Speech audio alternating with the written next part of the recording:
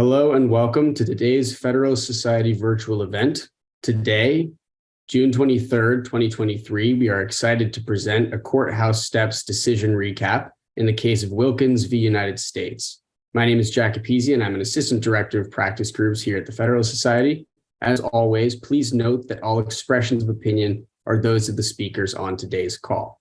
After our speakers have given their remarks, there will be an opportunity to take questions from the audience. If you do have a question at any point, please type it into the Q&A function at the bottom of your screen, and we'll handle your questions as we can towards the end of today's program. With that, I'll turn it over to our moderator today. Today, the program is moderated by Adam Griffin, who is a member of the Federalist Society's Environmental Rights and Property Rights Practice Group Executive Committee. With that, thank you all for being with us. Adam, over to you. Thanks so much, Jack, and thank you to the Federalist Society for hosting this teleforum today. We're here to discuss the Supreme Court's decision in Wilkins versus United States.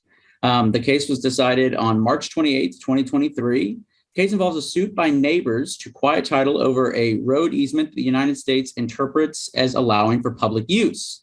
The United States argued that the litigants' claim under the Quiet Title Act, asking to settle their rights to whether or not this road easement was open to public use or only private use, the United States argued that claim was jurisdictionally barred by the Federal Quiet Title Act's 12-year time limit. The court held that the Act's statute of limitations is non-jurisdictional claim processing rule. There was a dissent by Justice Clarence Thomas, joined by Chief Justice Roberts and Justice Alito, who would have held that the time bar was jurisdictional because it was a waiver of sovereign immunity. Here to discuss the case is Jeffrey McCoy, attorney at the Pacific Legal Foundation. Mr. McCoy was the lead litigator on the case and argued the case before the Supreme Court. He joined PLF in 2017.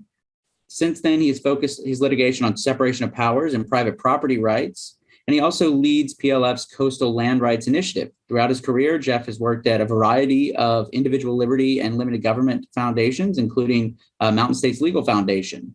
Thanks so much for joining us today, Mr. McCoy. The floor is yours. Thank you so much for having me. And thank you, everybody, for attending. I'll give a brief background. Adam did a little bit, but I'll give a brief background of the facts of the case. I represent two neighbors, Jane Stanton and Will Wilkins.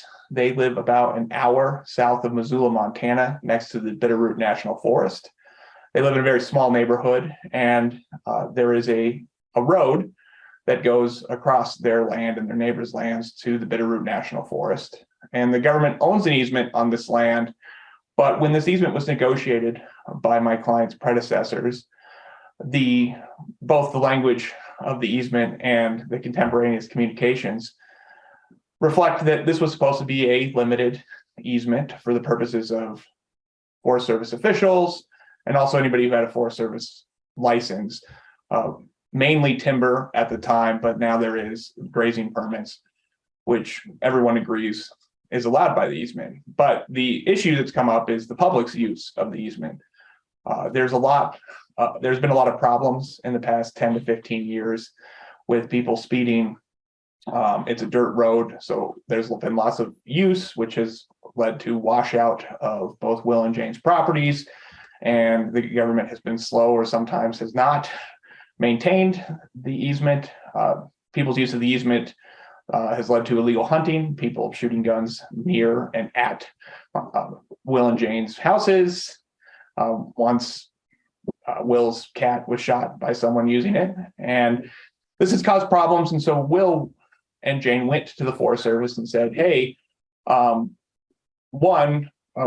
public isn't allowed on this road. And also, if you are going to allow the public on the road, is there anything that you can do to ensure that they respect our rights as property owners, our quiet enjoyment of the property? This was around right before, if some of you may be familiar with the Forest Service's travel management plan, which began the travel management rule that began at the beginning of the century, that essentially said that the Forest Service needs to define very clearly what roads are open to the public, what roads are not. And about the time that Will went to the Forest Service with his problems, the Bitterroot National Forest was starting their travel management process. Their proposal was to close the road entirely to anybody. And there were officials that told Will, don't worry about it, travel management process is coming through. This process took 8 years. And then after the 8 years, the Forest Service switched course, opened up the road, declared it public, posted a sign that it was public. And as you can imagine, the problems continued. Will again tried to seek some sort of agreement with the Forest Service. The Forest Service said, no, we can open it to whoever we want, and we don't have any duties to ensure that people are using it reasonably. And that's when he brought this suit. And as Adam said, the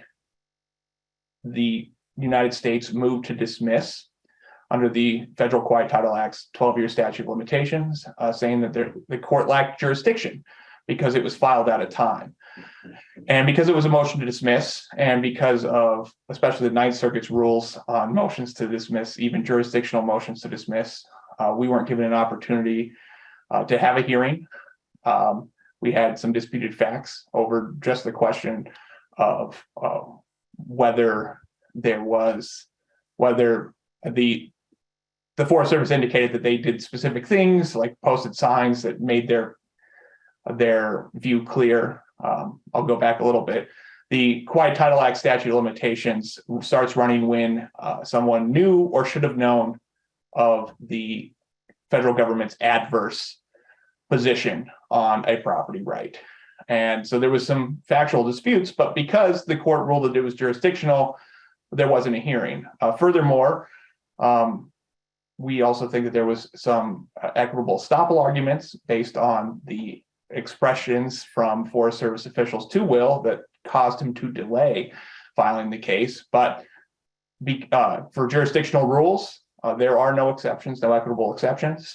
And so the court ruled, and this went to the Supreme Court on the question of whether or not the Federal Quiet Title Act's statute of limitations is jurisdictional, or if it's non-jurisdictional, which would, if it was non-jurisdictional, it would, one, shift the burden to the government to prove that it was filed at a time, rather than what the district court did and said we had the burden and we failed to meet that burden.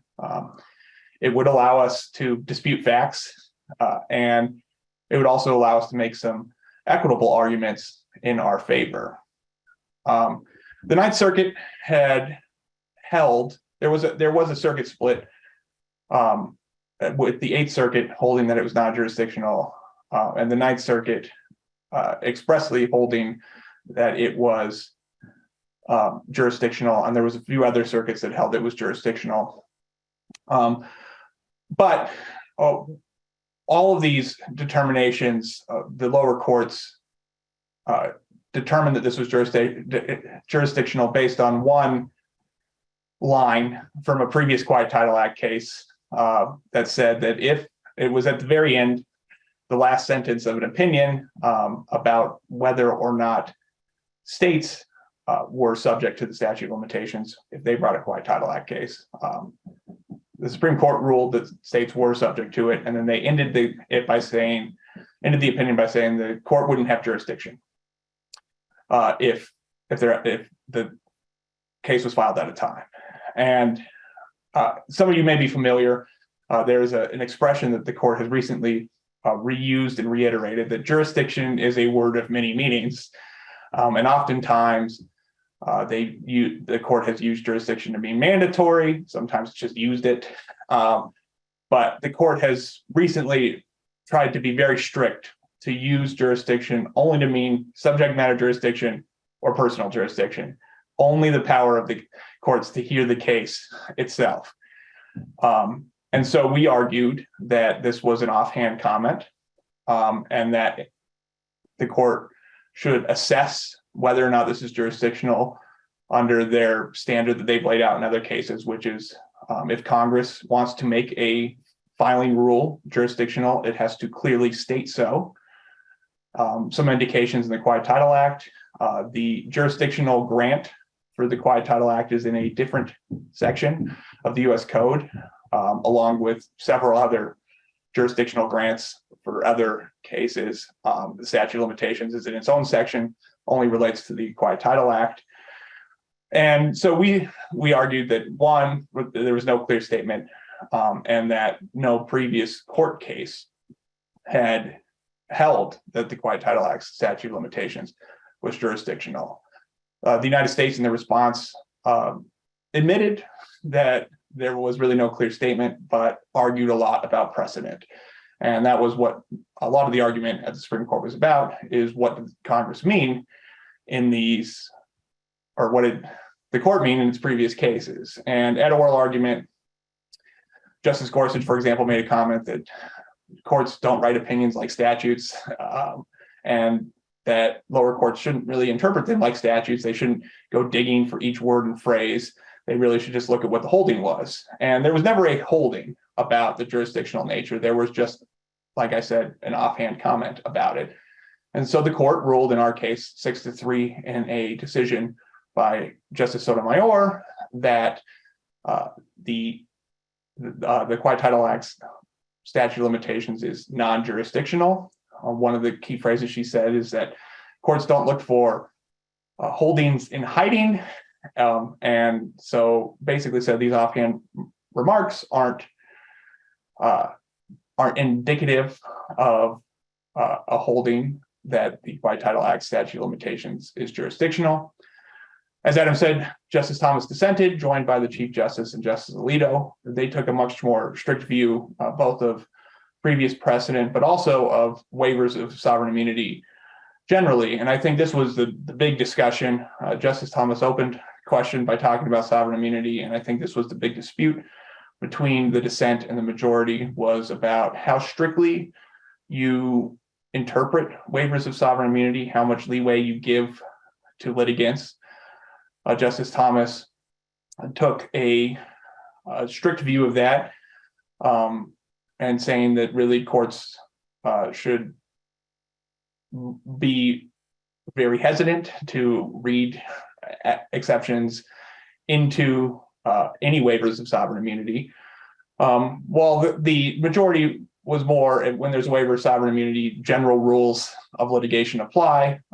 And so, for example, in a statute of limitations context, between private litigants, statute of limitations are always affirmative defenses. They can be waived, they can be forfeited. And since Congress did not indicate that they were trying to change from this rule, this general rule, they were going to treat it like anything else. And so that's where I think the dispute came in, is about waivers of sovereign immunity. For me, obviously it was my clients and they won, I agree with the majority, but also at PLF, we sue the government for a living. And so I'm obviously much more in favor of rules that will allow my clients to get into court. But I do think that, especially in this context,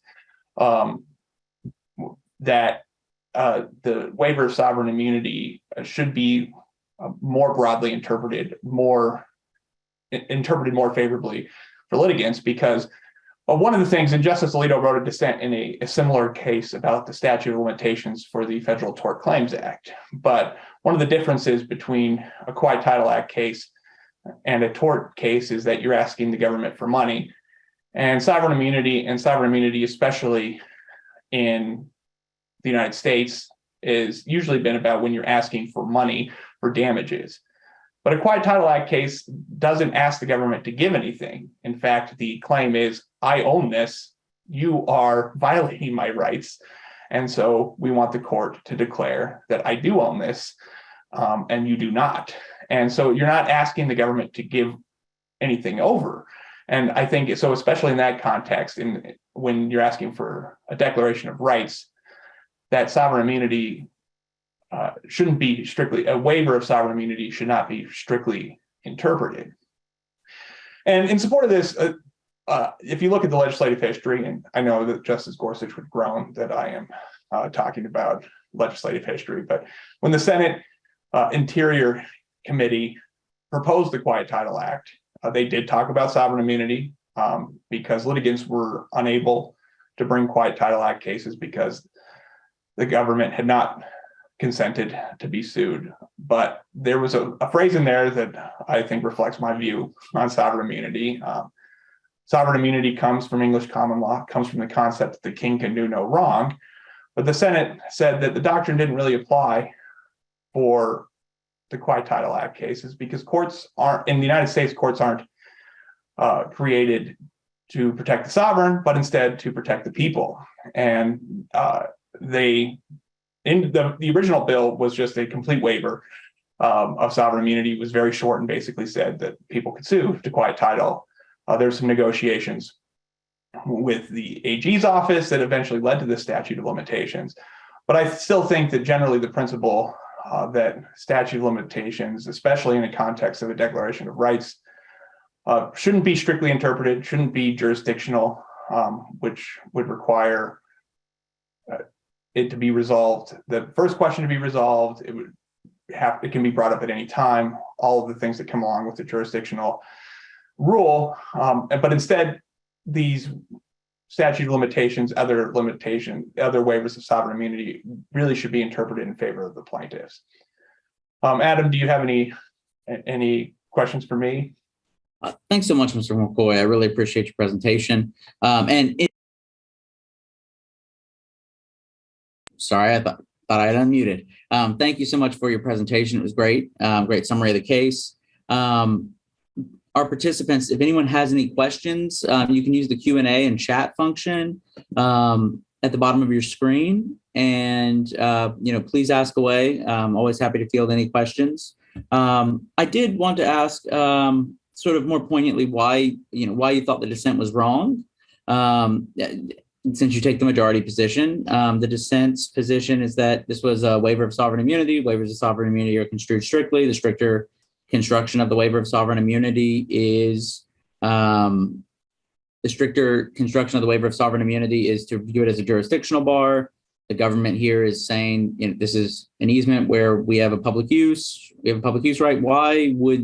What's the best argument that the dissent's logic is incorrect? Yeah, and I said this a little bit, but I'll go further into it. I think there's a stronger argument for the dissent's view when there is when there's money involved, and especially because we have a constitutional system, and for transfers, revenue is Congress is in charge of revenue, and so it would be very hard for a judge to order the United States to spend funds if Congress has not appropriated those funds. And so normally you see something where Congress appropriates funds for cases where they've had a waiver of sovereign immunity. But in this case, like I said, it's just a declaration of rights. It would not cost the government anything unless they wanted to purchase the easement. And there are Forest Services rules, regulations that allow them to do that. And in fact, the Quiet Title Act itself, if the government loses a case before judgment is entered, they can go ahead and pay the plaintiff to keep what they claimed that they had in the first place.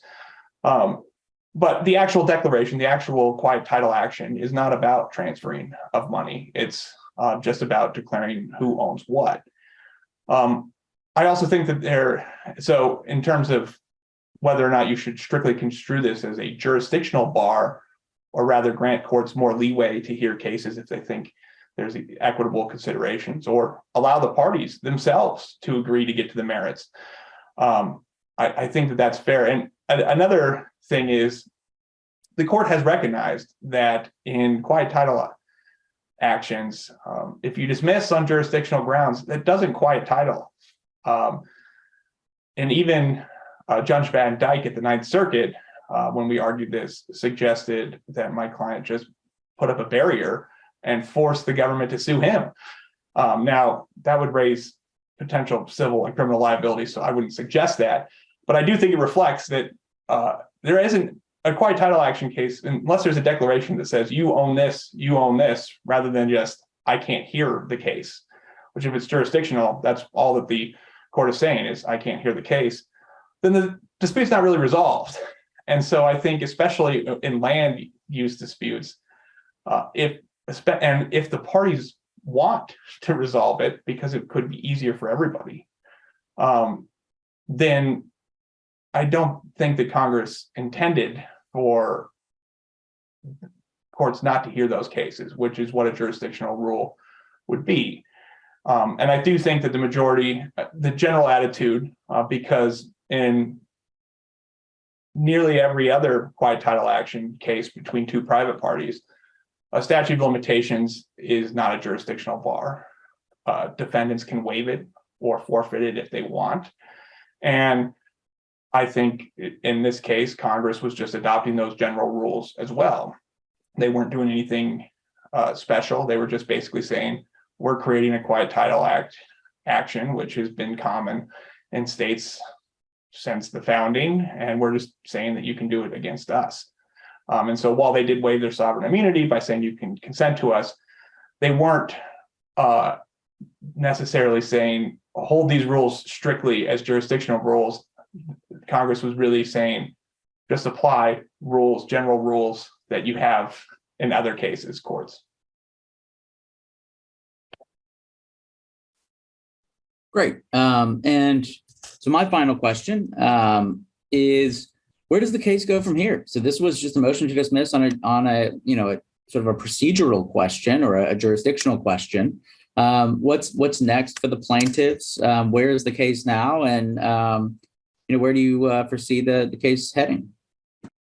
Yeah, well, that's kind of the funny thing about this case is obviously my clients were very happy. They won at the Supreme Court of the United States, but we're essentially back at the beginning, and this case was filed 5 years ago in August. So we've gone through 5 years of litigation, and we're essentially back at the start. But we do think we're in a good position. And one of the things, like I said, is there's an open question about whether the Quiet Title Act allows for equitable estoppel. The Supreme Court has held that there's no equitable tolling. They're similar concepts, but they're a little bit different. And the court in Wilkins recognized that they've never held on whether there's equitable estoppel. And that's essentially if the defendant does something to induce the plaintiff to not file in time, then the statute of limitations can be waived. And so we do have this argument where essentially there were Forest Service officials telling Will, don't worry about it. We're closing this road. We're not going to allow anybody on it. You don't need to worry about it. And then 8 years later, they switched. Under the district court's formulation, he felt that we were out of time by just a few months. So if that 8-year time limit doesn't count towards it, we think we'll be all right. But even the issue, where I said that the trial court looked at this order that was supposedly posted on the road that expressed that it was closed to the public. And so the Forest Service argued, well, if we can close it to the public, then we can open it to the public. Of course, neither of my clients, none of their neighbors ever saw that sign.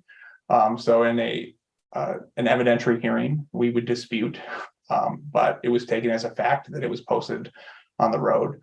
So we think if we get an evidentiary hearing on this, that we would prevail. But maybe also after all of this, it's possible that maybe the United States just wants to get to the merits of the case.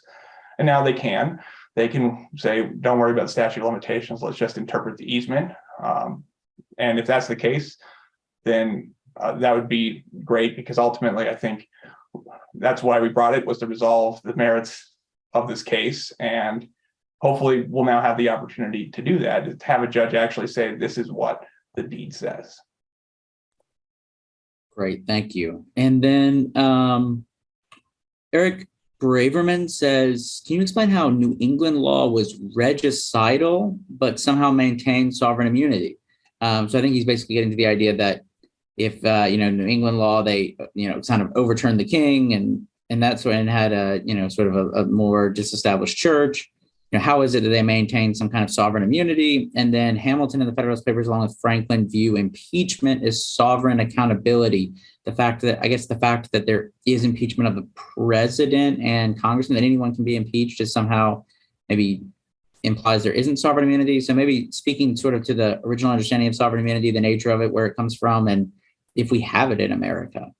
Yeah, and this is a question that many scholars have discussed, and it's a good question, because the whole concept of sovereign immunity is that the king can do no wrong. That is where it comes from. And clearly, the framers wrote a Declaration of Independence laying out why the king was wrong. But what the concept was is you can't sue the crown or the government without its consent. And it's just early, I think, because we follow the English common law system, this general concept, although the specifics were rejected, the general concept of you can't sue the government was adopted by courts here. However, I think that is in some ways incorrect with our constitutional system, because there is an established judiciary, there's established rights. The judiciary is there to establish rights. I do think that there is a similar concept that I've gotten into, and I read a law review article that made this case, and I apologize, I don't have it off the top of my head, but that said really sovereign immunity in the United States is about separation of powers and Congress's power over the purse. And so when you're suing for money, then a court can't tell another branch that you have to spend money on this. Of course, that would only apply to money, not to injunctive or declaratory relief, because those are inherent powers of the judiciary and inherent judicial powers. And so I think in terms of declaration of rights, I think, someone should be able to say, you're violating my rights, my right to free speech. Stop doing that. I want an injunction saying to stop do that.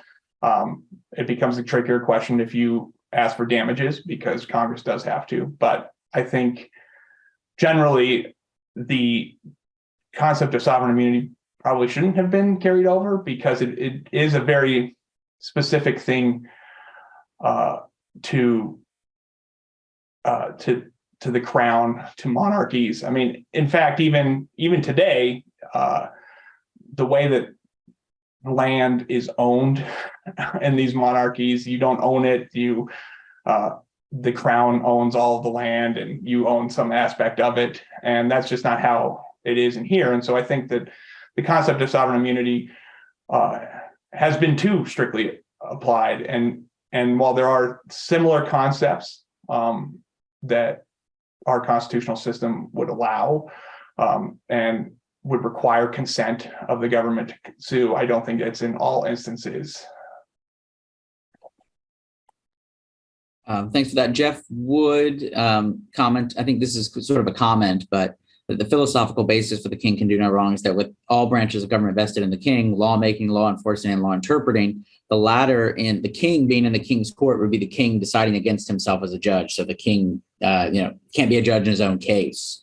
So I'm not sure if you have a thought about that. And no, and I think that's one of the things.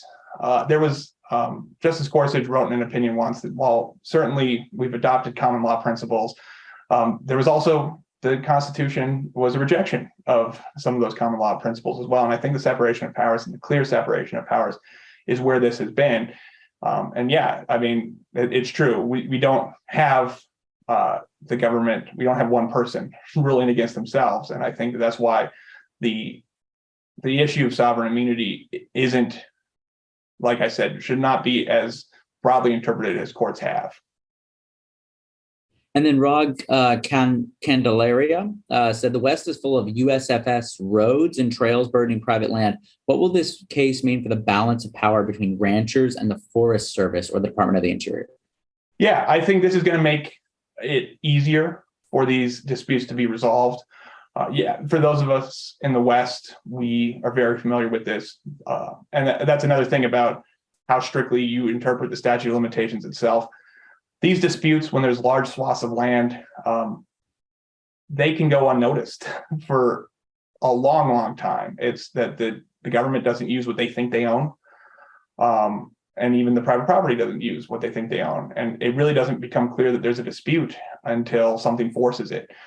And I think hopefully Wilkins will lead to more resolution, easier resolution of these cases, so that it's clear who owns what, that it can protect private property rights, and you don't have the government asserting that they own something when they don't, or even never really even asserting it, but just tolling the clock so that no one can ever really do anything about it.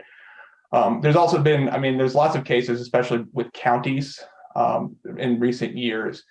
And I've talked to lawyers that have gone through the whole process of the trial court on who owns, it's a dispute between a county and Forest Service, a county and BLM. They've gone through the whole thing. They go on appeal. And then some outside organization who wants the Forest Service to own the road comes in, files an amicus brief, raises the statute of limitations. Because these courts have viewed the statute of limitations as jurisdictional, it has to be answered, even though they've gone through, both sides have gone through this whole process. And sometimes they've even won and said, you own this, county or private party. But yet, now we have to go back and argue about the statute of limitations. That can't happen now. An outside group can't just come in.